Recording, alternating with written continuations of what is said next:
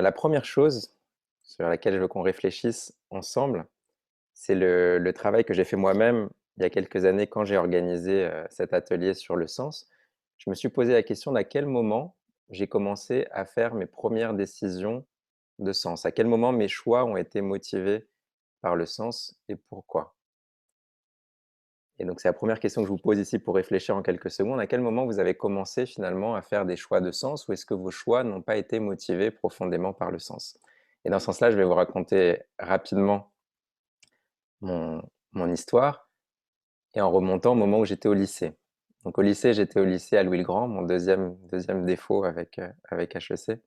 J'étais au lycée à Louis-le-Grand, donc comme beaucoup d'entre vous, lycée, on a choisi comment le lycée? Pourcentage de réussite au bac. On se retrouve, dans un lycée. Au lycée, premier grand choix entre la seconde et la première, dans quelle première on allait aller et à Louis-le-Grand, c'était assez simple parce qu'il y avait une classe de première L et 7 classes de première S. Donc le choix était relativement simple. Les premières L, on les connaissait pas très bien, c'était un monde un petit peu, étrange pour nous et tout le reste, tout le monde allait dans la classe, de S.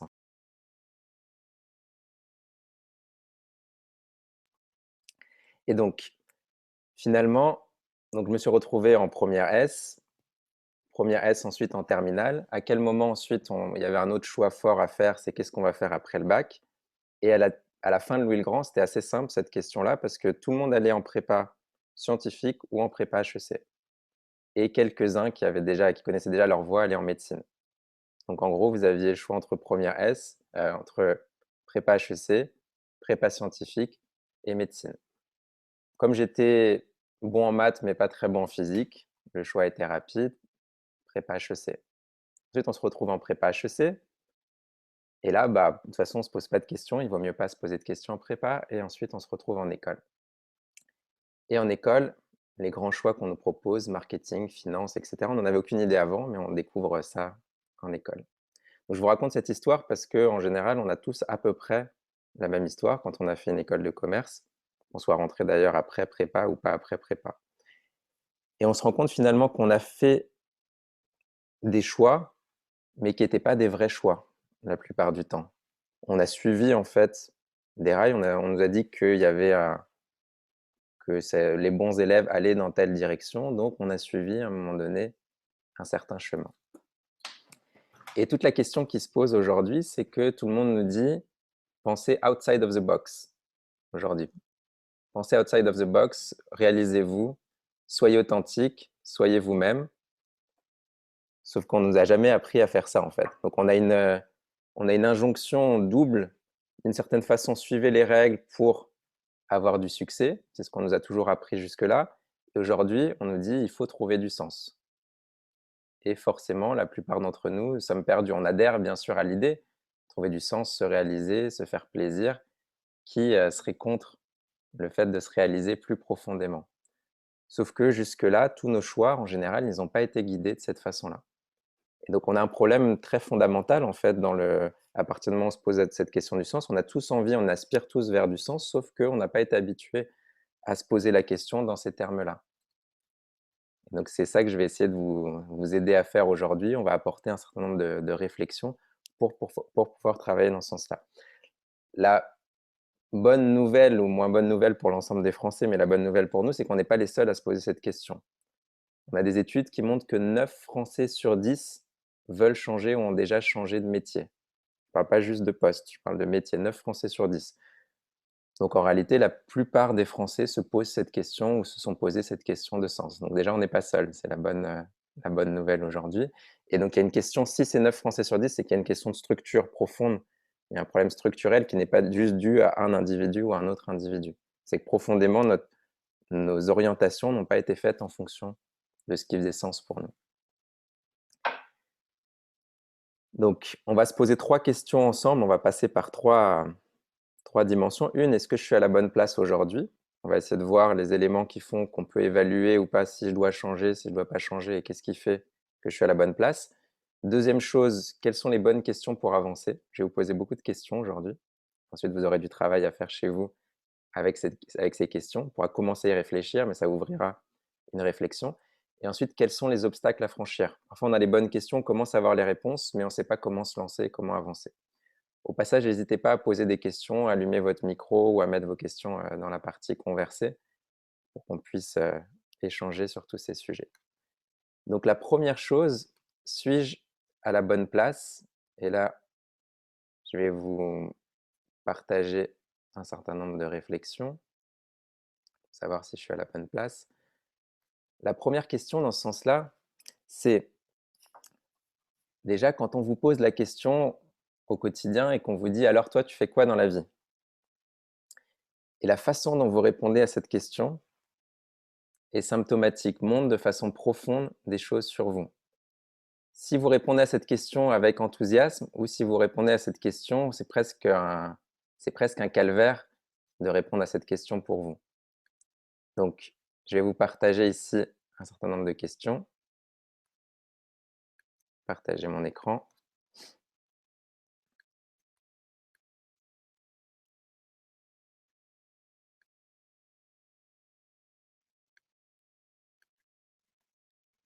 Ce que vous voyez ici. Donc, analyser la situation actuelle. Hop, je vais refaire le partage.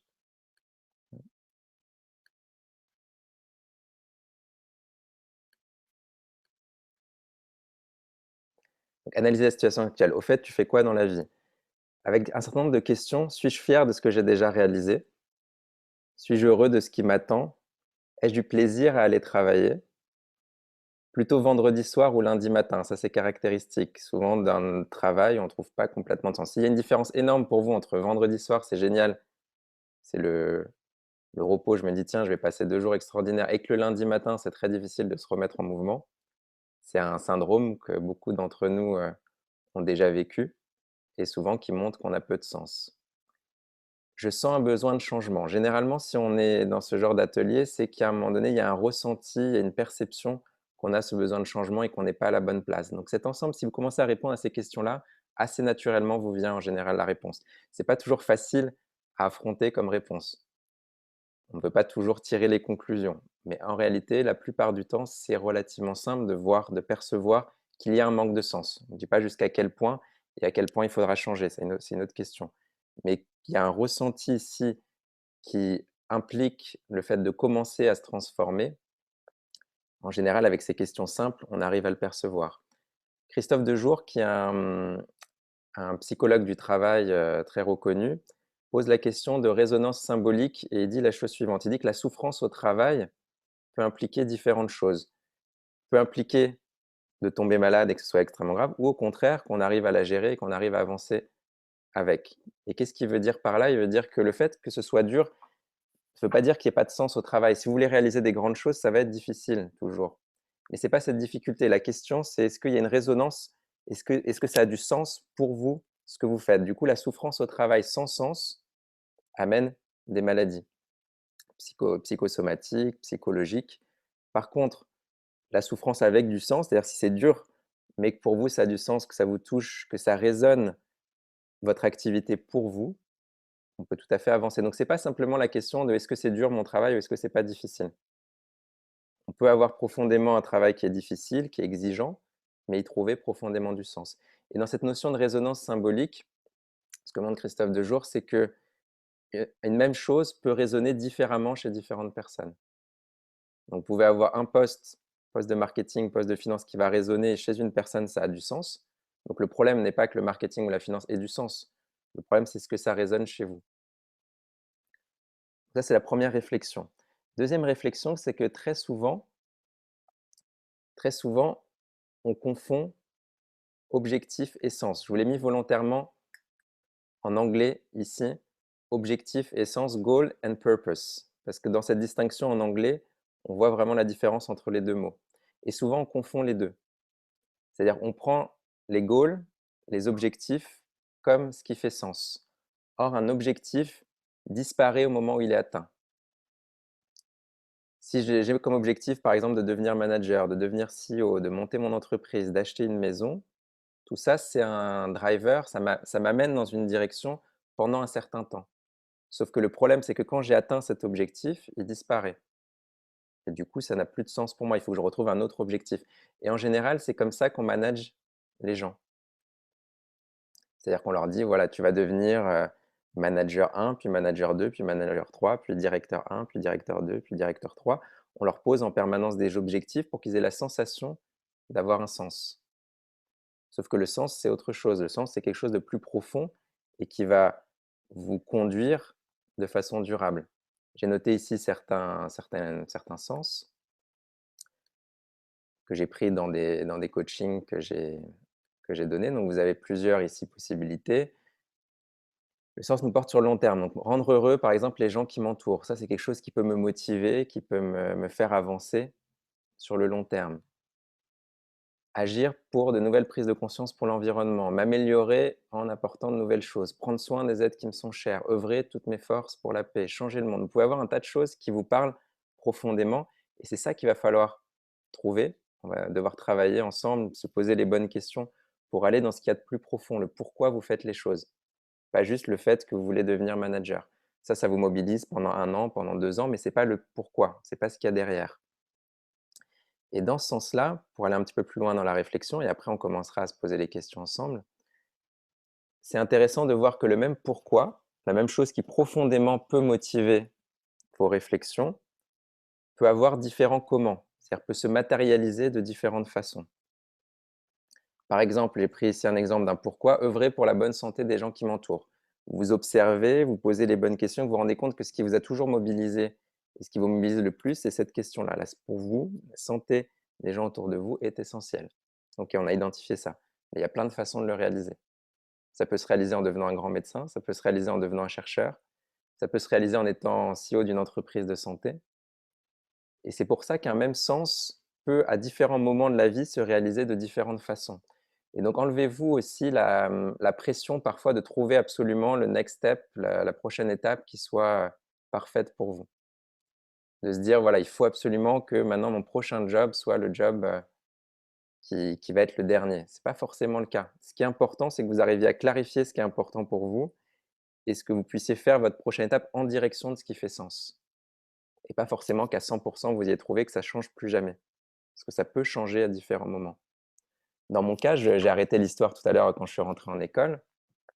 Au moment où j'étais en école, je me suis posé vraiment cette question de sens. Avant l'école, je me disais que je voulais gagner beaucoup d'argent. C'est la seule chose qui me dit: «Tiens, qu'est-ce que tu veux faire dans la vie?» «Bah, je veux gagner beaucoup d'argent, je veux monter des entreprises, et avoir des entreprises qui fonctionnent très bien».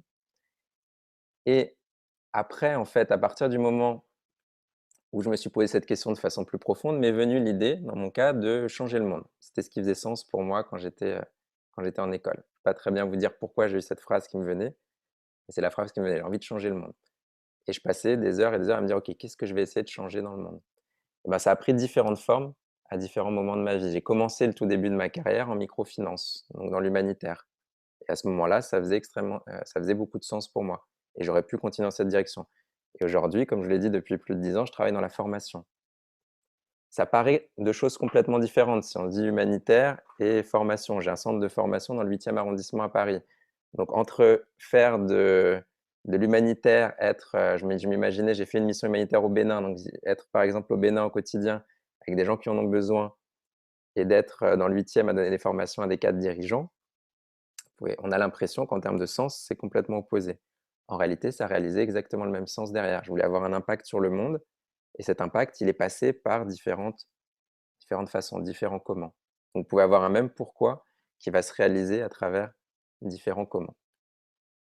Donc, on va essayer de faire ce travail ensemble. Je voulais définir ici un petit peu ce qu'on entend par sens, donc le pourquoi le plus profond, celui qui va être le moteur et qui va diriger nos actions, qui est différent pour chacun, parce que notre rapport au monde, ce qui nous touche, va être différent pour chacun. On pourra approfondir aussi cette question ensemble.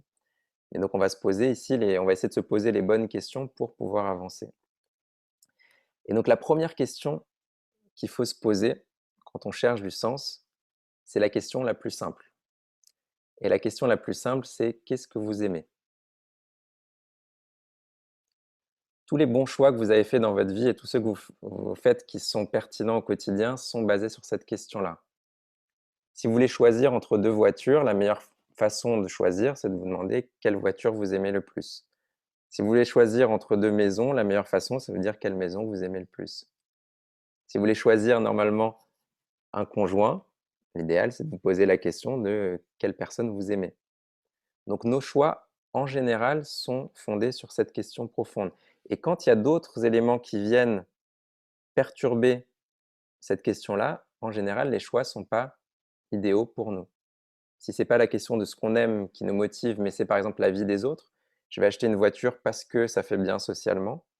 Je vais acheter une maison parce que, je vais choisir tel quartier parce que mes amis, vont valoriser ça. On n'est pas dans le choix qui est le plus juste pour soi. Donc la question qui motive en fait tous les choix et qui est la plus naturelle et la plus efficace, c'est: «Qu'est-ce que j'aime?» Sauf qu'en général, quand il s'agit de profession, on n'a pas eu l'habitude de se poser cette question. Je vous disais, le grand problème qu'on avait, c'est qu'au lycée, on a fait différentes étapes sans vraiment savoir dans quelle direction on allait. Personne nous a demandé au lycée, généralement: «Qu'est-ce que tu aimes?»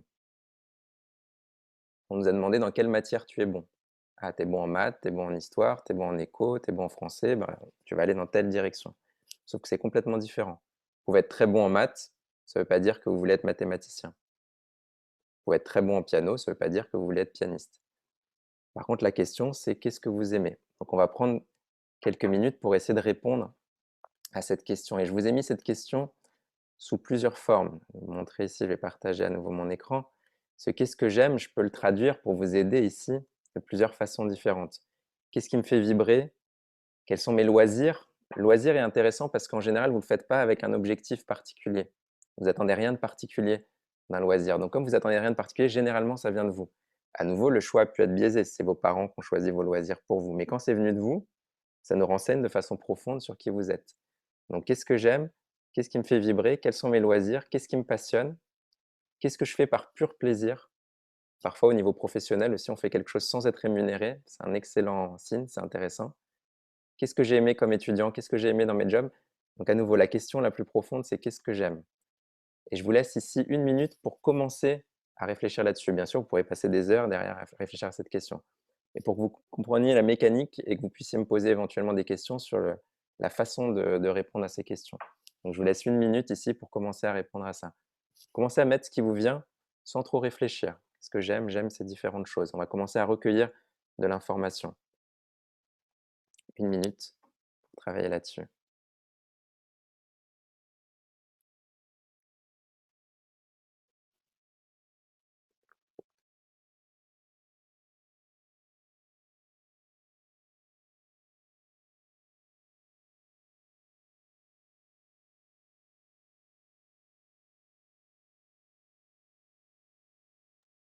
Je vous enverrai bien tous les slides que je vais vous montrer aujourd'hui et même d'autres slides. J'ai une présentation un peu plus large. Je vous enverrai tous les slides.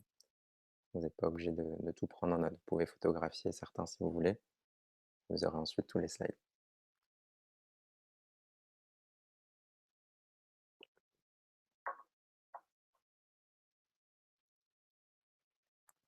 Encore quelques secondes ici. Si vous avez des questions, n'hésitez pas à m'écrire sur le chat ou à prendre la parole.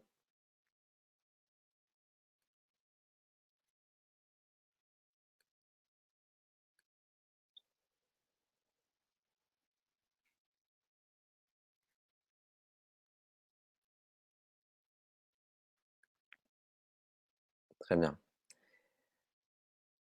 Donc à nouveau, vous aurez tout le temps que vous voulez. C'est une question en fait très large et j'ai fait exprès de la poser de plein de façons différentes pour essayer d'extraire de la matière, essayer de trouver des idées. Et en bas de ce slide, j'ai posé une chose qui est fondamentale. Alors Nicolas pose la question: «Quand on papillonne, on aime tout». Je vais répondre à cette question, au fur et à mesure. En effet, comment est-ce que, à partir du moment où on recueille cette matière de qu'est-ce qu'on aime, qu'est-ce qu'on en fait? Et la première chose, c'est de vous demander pourquoi vous aimez ces choses-là. Parce qu'en tant que tel, répondre juste à la question: «Qu'est-ce que vous aimez?» me ne donne aucune information. Si je sais que vous aimez le tennis, je ne vous connais pas plus. Je sais juste que vous aimez le tennis. C'est une information, c'est une donnée. Par contre, si je sais pourquoi vous aimez le tennis, là, ça va me donner des renseignements.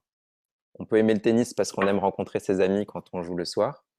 On peut aimer le tennis parce qu'on aime l'effort physique. On peut aimer le tennis parce qu'on aime la compétition. C'est le moment où on sent qu'il y a une compétition avec nos adversaires qui nous plaît profondément. On peut aimer le tennis parce qu'on aime organiser la soirée. celui qui aime tout organiser, réserver le bon cours, le bon endroit, que tout soit idéal. Donc vous pouvez aimer le tennis pour autant de raisons que vous voulez. Et je prends le tennis, bien sûr, ici comme métaphore de tout ce que vous aurez posé comme aimer. Donc ce qui va nous intéresser, c'est le pourquoi. Pourquoi vous aimez les choses. Si je sais que vous aimez le tennis parce que vous prenez un plaisir extraordinaire à être avec vos amis, à échanger avec eux, là, je commence à vous connaître. Et donc ça, c'est intéressant. Et on va essayer de revenir le pourquoi du pourquoi du pourquoi. Jusqu'à ce qu'à un moment donné, on trouve un truc, là, on peut plus se poser pourquoi on est quelque chose de brut. Ça correspond à qui vous êtes. Par contre, par exemple, dans des coachings, il m'arrivait souvent qu'on me dise: «Bah, moi, j'aime aller dans la nature». Personne ne dit: «J'aime aller dans la nature» et on revient: «Pourquoi? Pourquoi tu aimes aller dans la nature?» «Ah, parce que je me sens libre, je me sens bien». «Qu'est-ce que tu ressens vraiment dedans? Pourquoi tu ressens ça?» «Ah bah, c'est un moment où ça me touche profondément, j'ai un plaisir d'être» c'est le contact, la connexion avec la nature. Là, on commence à toucher du doigt quelque chose qui va nous servir pour trouver le sens. Donc la première chose à faire, c'est faire ce travail de façon assez large et voyez que volontairement, on ne distingue pas vie professionnelle et vie personnelle dans cette recherche sur ce qui vous plaît.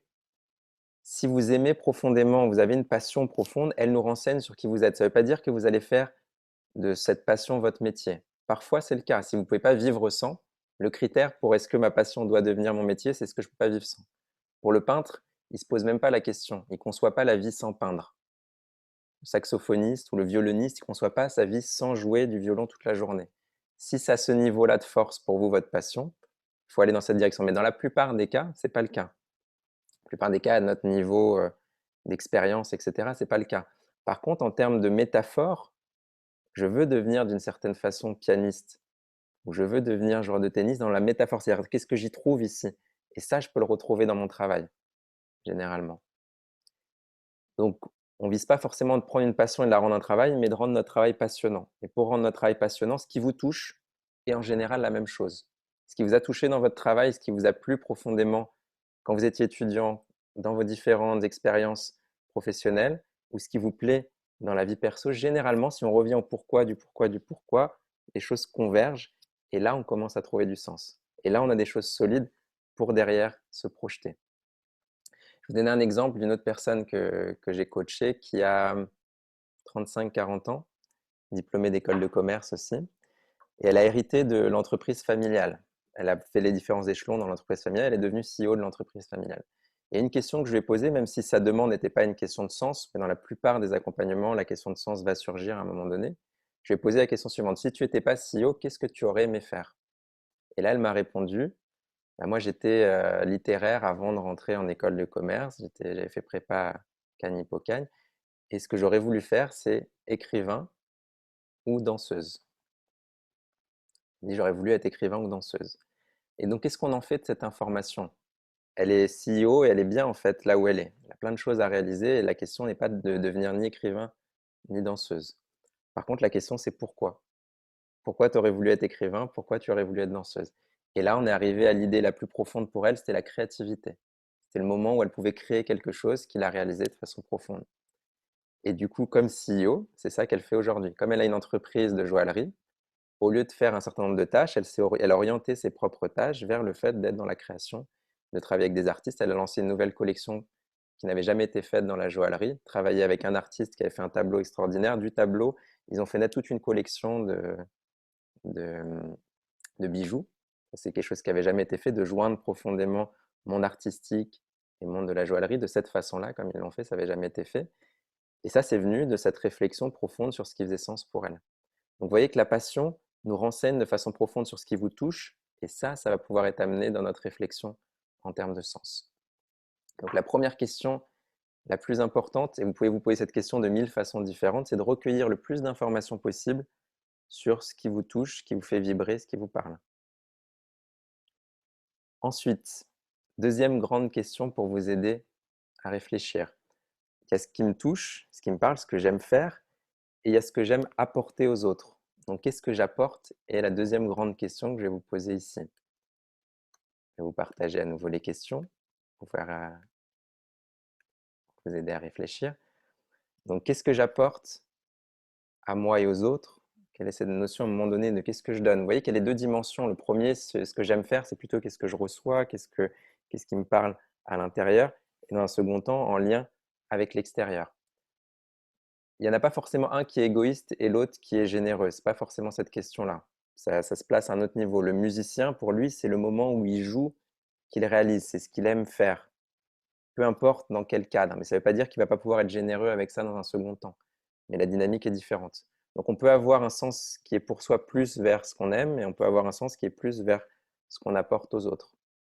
Ça dépend de notre rapport au monde. Donc ici, à quoi et à qui sert mon travail? Donc c'est des questions qui peuvent vous parler profondément. Pour certains, ça va être ici qu'on va trouver le sens. Pour d'autres, c'est plutôt dans les premières questions qu'on va trouver le sens. Qu'est-ce que je veux construire? Qu'est-ce que je fais de façon désintéressée? Ça, en général, ça nous donne énormément de renseignements sur ce que vous voulez faire. Si le soir, je ne sais pas, vous vous occupez de vous former telle personne, vous donnez votre temps pour les sans-abri, pour un tas de choses, à nouveau, le pourquoi va nous renseigner de façon profonde sur ce que vous voulez faire. Et la dernière question, qu'est-ce que je serais fier d'avoir réalisé? Si quelques années, si je regarde en arrière, qu'est-ce que je serais fier d'avoir réalisé?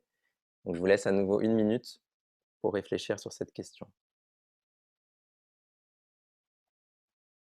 À nouveau, mettez les premières choses qui vous viennent ici et vous aurez bien sûr tous les prochains jours pour y réfléchir de façon plus profonde.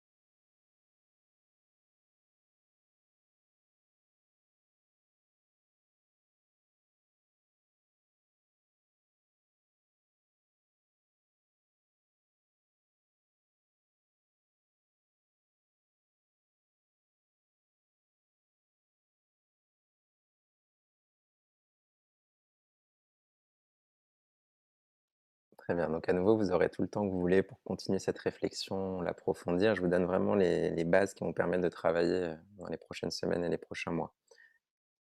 Ici, je vous amène une réflexion sur toute cette question-là. C'est que généralement, quand on va définir le job de nos rêves, va se trouver justement le rapport à soi et le rapport au monde. On peut le voir ici à travers ce schéma-là. Et on pose souvent la question suivante. On m'a souvent demandé, est-ce que le sens est unique ou est-ce qu'il est différent pour chacun? J'aimerais que, j'aimerais que vous répondiez vous-même à cette question. Levez la main qui pense qu'il est unique, qui a le même sens, qu'on est capable de trouver un sens unique pour tout le monde. Vous levez la main celui qui pense qu'il est individuel et différent pour chacun. Ok, j'ai eu 90% de réponses pour le sens unique et différent pour chacun. Bah, je vais vous embêter un petit peu ici. Moi, je prendrai le point de vue opposé. Je pense qu'il est unique. D'une certaine façon, on a le même sens pour tous. Sauf qu'il s'exprime, en effet, vous avez raison, il s'exprime différemment pour chacun. Qu'est-ce que je veux dire par là? Une réflexion un petit peu plus philosophique. Ça va être les 2 minutes, si vous m'autorisez, les 2 minutes de philo ensemble.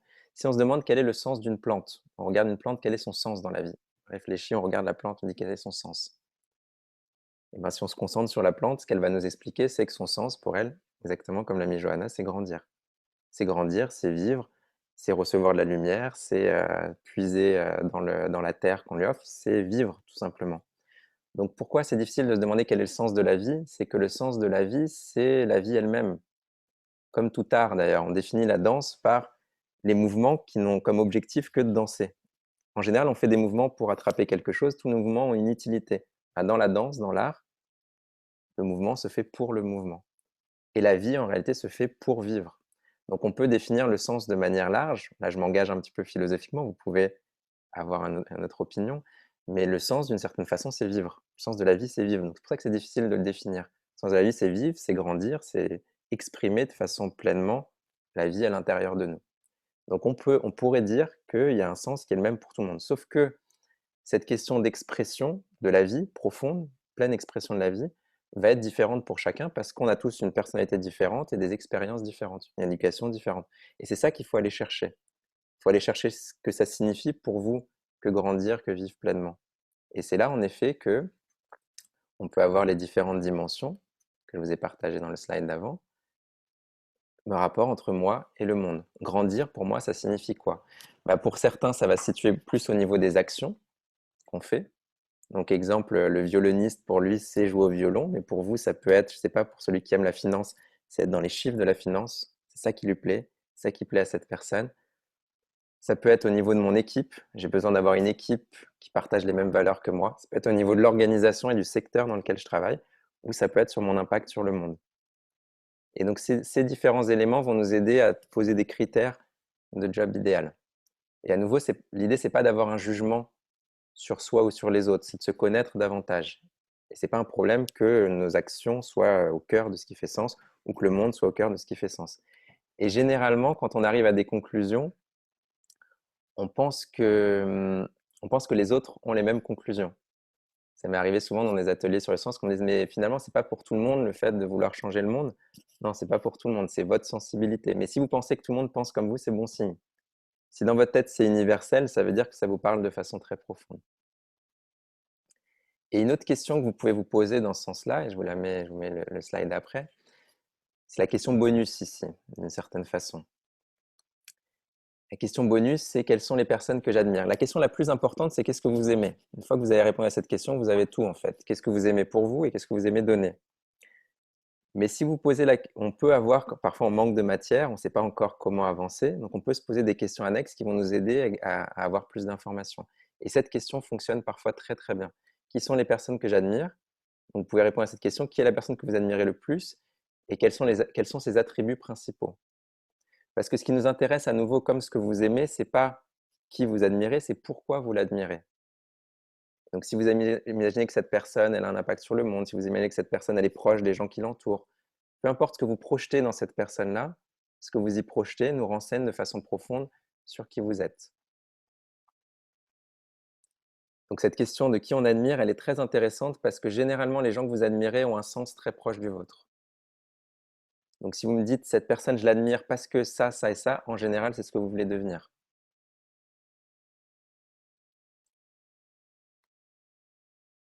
Et vous pouvez vous poser cette question-là pour revenir sur est-ce que vous avez du sens aujourd'hui? Est-ce que vous avez de l'admiration pour vos collègues? Et notamment pour vos collègues plus âgés que vous, ceux qui ont déjà 5 ans, 10 ans de plus d'expérience dans votre profession.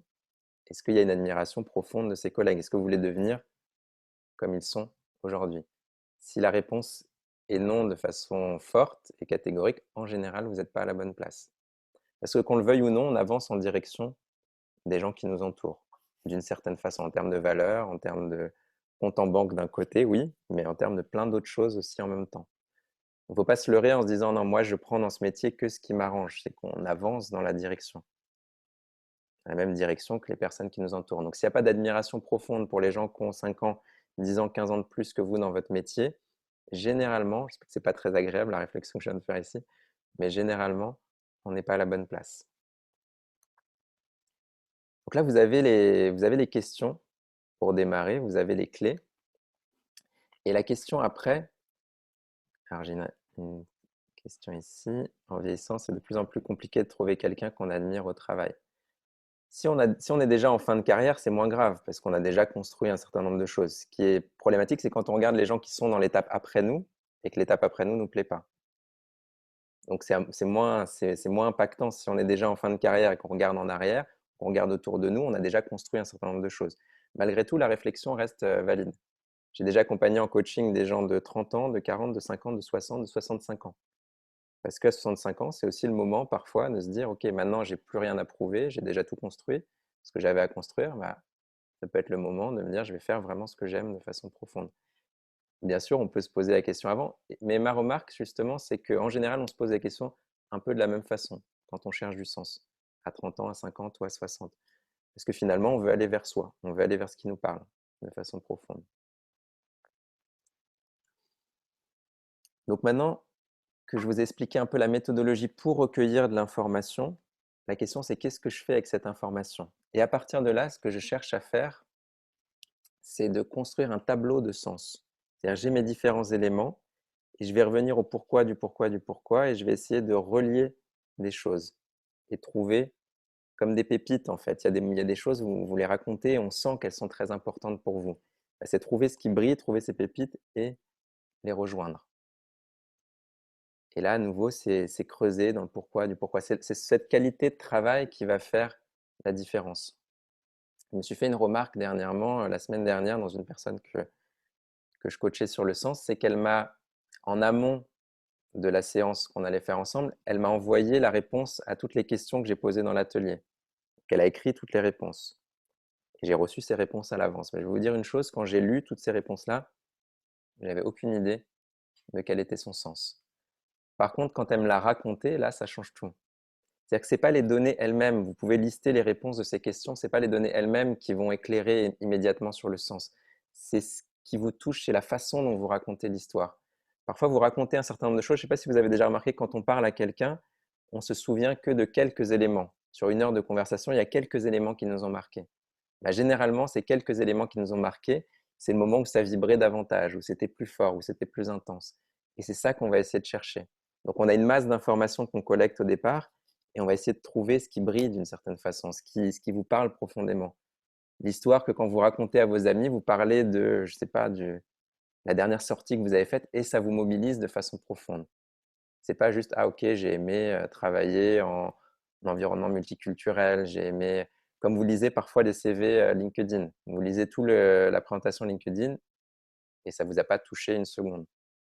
Bah, ça, on met de côté en fait toutes ces informations. On dit, j'aime bien travailler en équipe, comme les jeunes étudiants qui se présentent en, en entretien d'école de commerce. Ils ont encore rien vécu, mais ils inventent. Et du coup, ils inventent, ils disent, bah, j'aime travailler en équipe. Mais ça vous touche pas quand ils vous racontent ça. Ah, ça, on va essayer de mettre de côté et de trouver ce qui vous touche le plus, là où il y a de l'intensité. Et là où il y a de l'intensité, c'est là qu'on on va essayer de rejoindre les différents éléments et trouver ce qui fait sens et d'arriver, comme je vous l'avais montré avant avec des phrases de sens, de définir 2, 3 concepts qui sont clés pour vous et qui font sens. Et d'expérience, on y arrive, mais il faut d'abord collecter toute l'information et aller chercher ensuite ce qui se rejoint et le pourquoi du pourquoi. Vous avez des questions jusque-là, avant qu'on rentre dans la partie obstacles? Quels sont les obstacles à franchir?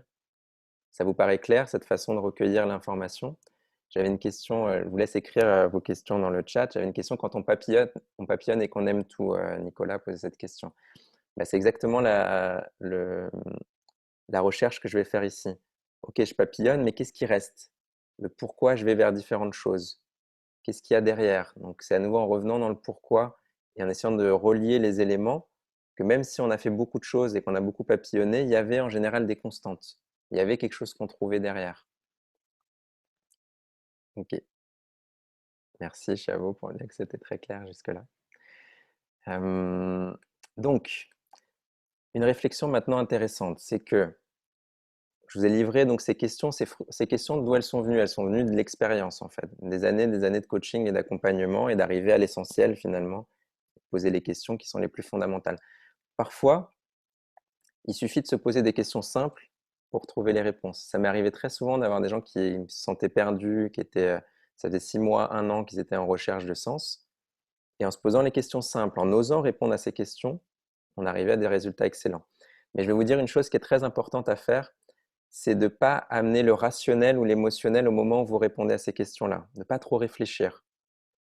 Parce que sinon, vous allez bloquer vos réflexions. Vous allez me dire, ah, j'aimerais être cosmonaute, mais c'est pas possible. Si vous me dites, j'aimerais être cosmonaute, posez-le sur le papier. Je prends volontairement un exemple qui paraît pas réaliste. Mais tout ce qui vous vient, il faut le poser à ce moment-là. Il faut séparer dans la recherche, dans ce chemin de recherche de sens, il faut séparer d'abord ce qui vous parle profondément et ce que vous aimez, et ensuite avoir la réflexion rationnelle de quelles sont les conditions actuelles. Si vous démarrez votre recherche en me disant, là actuellement, la situation économique est compliquée, donc un certain nombre de choses, on n'est pas dans la bonne direction. Ça, on le fera dans un second temps. Dans un premier temps, on se pose des questions profondes sur ce qui fait sens, et une fois qu'on a trouvé, ensuite, on voit comment le mettre en musique. Si on mélange les deux, si on réfléchit en termes de conditions qui sont déjà en place, conditions familiales, etc., on est parasité, on n'arrive pas à trouver le sens. Intéressant. J'arrive globalement à répondre à ces questions, mais je n'arrive pas à avoir de réponse claire sur la solution qui me correspond mieux. Comment avoir une réponse plus claire? C'est la qualité, Johanna, de ce travail et de cette perception. Et c'est là que l'humain rentre en compte et que mon expérience pour moi en coaching, c'est de se connecter à la personne, d'arriver, qu'elle nous raconte les choses, arriver à faire les liens Et si on arrive vraiment à faire les liens, on a une masse d'informations au départ, mais si on arrive vraiment à faire les liens, si à un moment donné, il y a, il y a une connexion, vous vous rendez compte que, je ne sais pas, apporter quelque chose aux autres, apprendre des choses pour vous et les apporter aux autres, c'est ce qui a finalement été fondamental pour vous. Eh ben, on sait, il y a une donc d'abord, c'est ce travail profond, subtil de perception. Mais on va expliquer pourquoi c'est plus facile pour certains que pour d'autres. Mais ce qui va nous aider, Johanna, une fois qu'on a commencé à trouver, en tout cas, on peut vérifier qu'on a bien trouvé, de quelle façon? Par la puissance d'éclairage et la puissance explicative sur tout ce que vous avez vécu auparavant. Si vous identifiez un sens, mais qui ne vous éclaire pas sur tout ce que vous avez vécu auparavant, c'est qu'il faut continuer à chercher. Si vous avez trouvé un sens et que ça devient très clair tout ce que vous avez vécu avant et vous faites les liens, mais dites: «Bah oui, en fait, j'ai fait ce choix-là au lycée pour exactement cette même raison. J'ai fait ce choix professionnel pour cette même raison». Tout revient à ce point-là. Donc, on va faire des liens pour trouver le sens, mais on va pouvoir vérifier qu'on a trouvé le sens par sa puissance explicative sur tout ce que vous avez vécu auparavant. Donc la raison derrière peut vraiment confirmer qu'on a fait le bon travail et c'est toujours clair. Il faut qu'il y ait cette clarté à la fin. Tout ce chemin qu'on est en train de faire ensemble, l'objectif, c'est d'avoir plus de clarté pour prendre de meilleures décisions. Donc une chose que j'ai remarqué ici, et ça a été une réflexion profonde il y a quelques années quand j'ai commencé à monter ces ateliers sur le sens, c'est la chose suivante, c'est que ça avait été très facile pour moi, mais que c'était très difficile pour beaucoup de personnes que j'accompagnais. J'arrivais pas à comprendre pourquoi. Et j'ai été aidé, je vous le mettrai dans les slides, par un professeur brésilien, l'équivalent des écoles de commerce, mais à São Paulo, qui enseignait cette matière en fait de sens depuis une trentaine d'années. On a beaucoup travaillé ensemble. Quelqu'un dont je suis très proche, un professeur d'une soixantaine d'années. Et je lui posais cette question. Je lui ai dit: «Comment est-ce que je vais accompagner des gens et notamment des groupes à un moment donné dans des ateliers, alors que pour moi ça n'a pas été difficile?» Et là, il m'a répondu quelque chose qui m'a éclairé de façon très forte. Il m'a dit: «Tu penses que ça a été facile, mais en réalité ça n'a pas été facile». Et là, je lui ai dit: «Mais comment on peut ne pas percevoir, on va avoir la sensation que quelque chose est facile alors que c'est pas le cas?» Et là, il m'a dit: «Tu oublies que ta mère est psychologue, ton père travaille en théorie des organisations, tu parles plusieurs langues, tu as vécu au Brésil, en Chine et en Espagne. Tu as eu un environnement favorable pour aller vers ce que tu aimais depuis un tas d'années et tu t'es posé la question aussi quand tu étais en école. Donc en réalité, cueillir le fruit de trouver ce qui fait sens, c'est relativement facile. Mais il y a eu tout un cheminement auparavant de connexion à soi et d'ouverture qui a permis à un moment donné que cette décision se fasse. Donc ça n'a pas été dur pour moi parce que ça a été fait dans un timing, en fait, ça a été fait sur le long terme et au moment où j'ai eu besoin de la réponse, elle était là. Mais c'est difficile quand au moment où on a besoin de la réponse, elle n'est pas encore là. Et c'est là qu'on n'a pas forcément une solution miracle pour tout le monde. Et c'est là que le timing que ça va prendre peut être immédiat, mais peut prendre aussi quelques mois. Et c'est à partir de là que j'ai commencé à identifier quelles sont les conditions finalement qui facilitent le travail de recherche de sens. On s'est posé les bonnes questions, mais pour certains, ça va être plus facile que pour d'autres. Et il y a deux conditions dans ce sens-là. Une, c'est l'amplitude du terrain de recherche, et l'autre, c'est la profondeur du terreau, la profondeur de connexion que vous avez à vous-même. Qu'est-ce que c'est l'amplitude de recherche? C'est que très souvent, on a été bloqué dans nos réflexions. Bah, les seules possibilités, c'était marketing, finance. Marketing, finance, ou deux ou trois choses en plus. Marketing, finance, conseil. Donc à partir du moment où on a eu cette voie royale qui nous a été tracée par la société, par nos parents, par nos amis, etc., ça ne veut pas dire que ce n'est pas un bon choix. Pour certains, c'est ce qu'ils aiment. Et vous avez tous votre collègue qui adore son travail, peu importe dans quel métier. Et pour lui, c'est le bon choix. Le problème, c'est que pour 9 Français sur 10, ce n'est pas le bon choix. Ce vers quoi on s'est orienté n'est pas le bon choix. Et donc c'est là qu'il faut faire un travail pour vous de réflexion sur ce que vous aimez. Et donc cette ouverture de possibilités, elle est essentielle. Et cette ouverture, elle peut s'obtenir à travers des voyages, à travers des échanges, à travers différentes choses. Mais souvent, ce qui vous manque dans votre quotidien, c'est que vous rencontrez, comme pour nous tous, le même type de personnes. Je fais de la finance, donc toute la journée, je rencontre des gens qui travaillent dans la finance. Je fais du conseil, donc toute la journée, je rencontre des gens qui ont fait les mêmes choix que moi. Et parfois, ces personnes-là n'ont pas l'ouverture nécessaire, l'enrichissement dont vous avez besoin pour vous ouvrir des horizons. Donc première chose, c'est amplitude et oser penser large. Avant de poser rationnellement ce qui va être fait, à nouveau, osez penser large et osez poser profondément ce que vous aimez. Derrière, vous verrez rationnellement ce que vous allez en faire en fonction des conditions financières, familiales, etc. Donc la première chose, c'est l'amplitude de ce terrain de recherche. Et là, je vous donne une nouvelle question bonus que vous pourrez utiliser aussi, qui va nous aider à nouveau si on patine, on ne trouve pas encore ce qui fait sens. J'ai une question qui parfois apporte des résultats exceptionnels, c'est la question: et si tout était possible? Qu'est-ce que vous feriez s'il n'y avait aucune contrainte? Aucune contrainte de ville, aucune contrainte d'argent, aucune contrainte de rien. Votre journée serait faite de quoi? Et là, parfois, en répondant de façon spontanée à ces questions, des choses qu'on n'osait pas poser un peu plus rationnellement sur ce que j'aime, sortent des choses.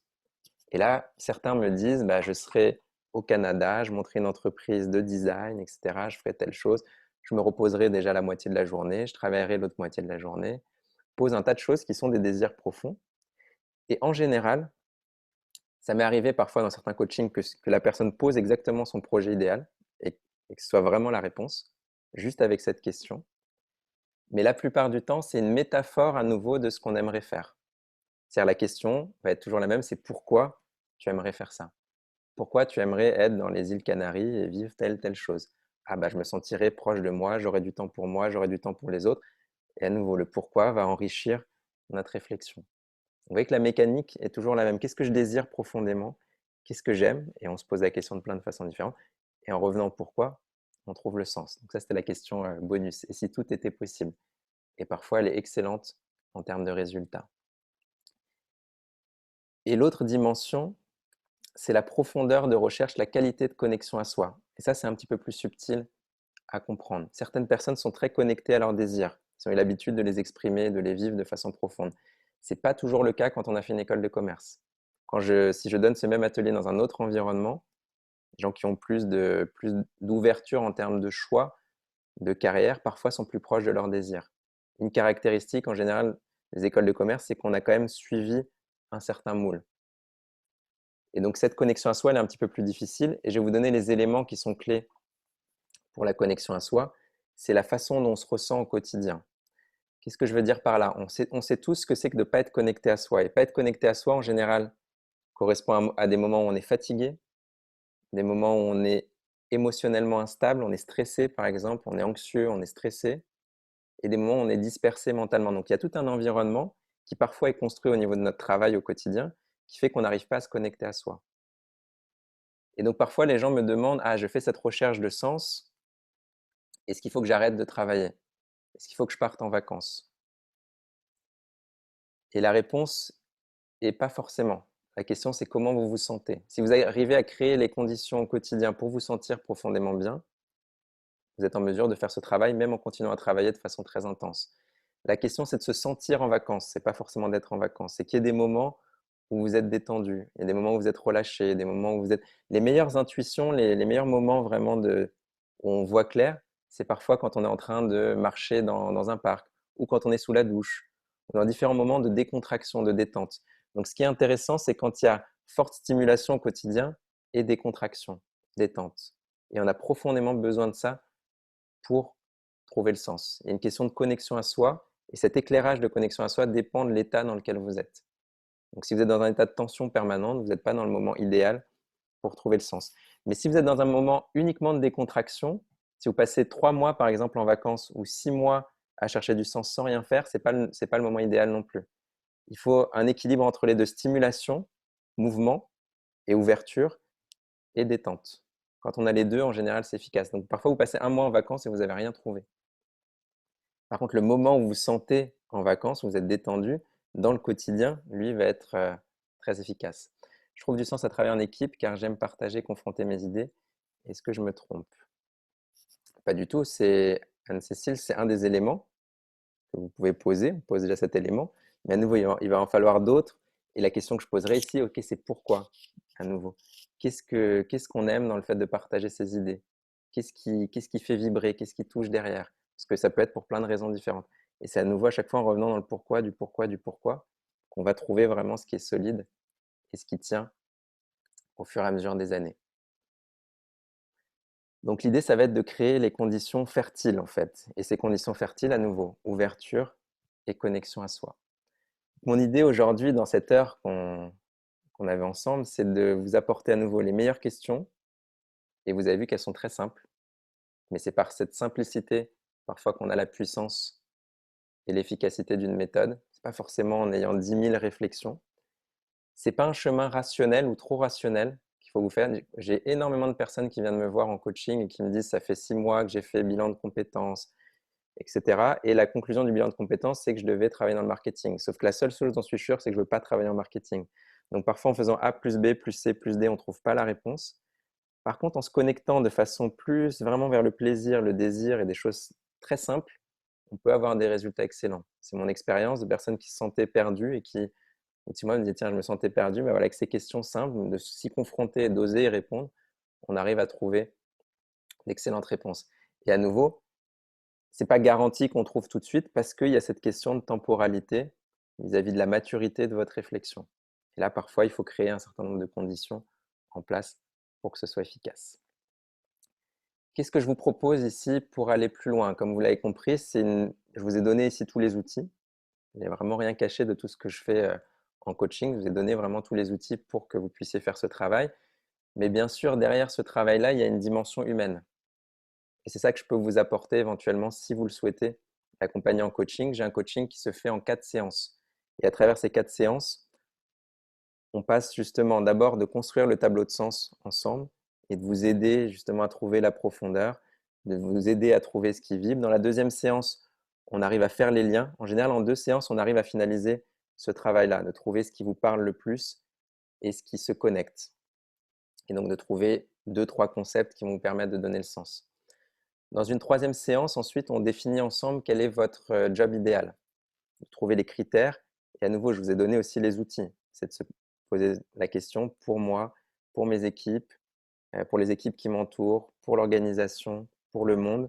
Qu'est-ce qui fait le plus de sens pour moi? Et à partir du moment où on a défini le job idéal, dans une quatrième séance, on voit quels sont les obstacles. Qu'est-ce qui bloque chez vous? Est-ce que c'est un manque de confiance en soi? Est-ce que c'est une projection qui doit se faire différemment? Comment faire? On construit vraiment un plan de recherche en fait concret. OK, qu'est-ce que je vais faire maintenant? Et mon engagement là-dessus, en fait, l'objectif principal de ce coaching, c'est vous donner de la clarté. C'est qu'au bout de 4 séances, vous vous y voyez clair, en tout cas beaucoup plus clair qu'auparavant.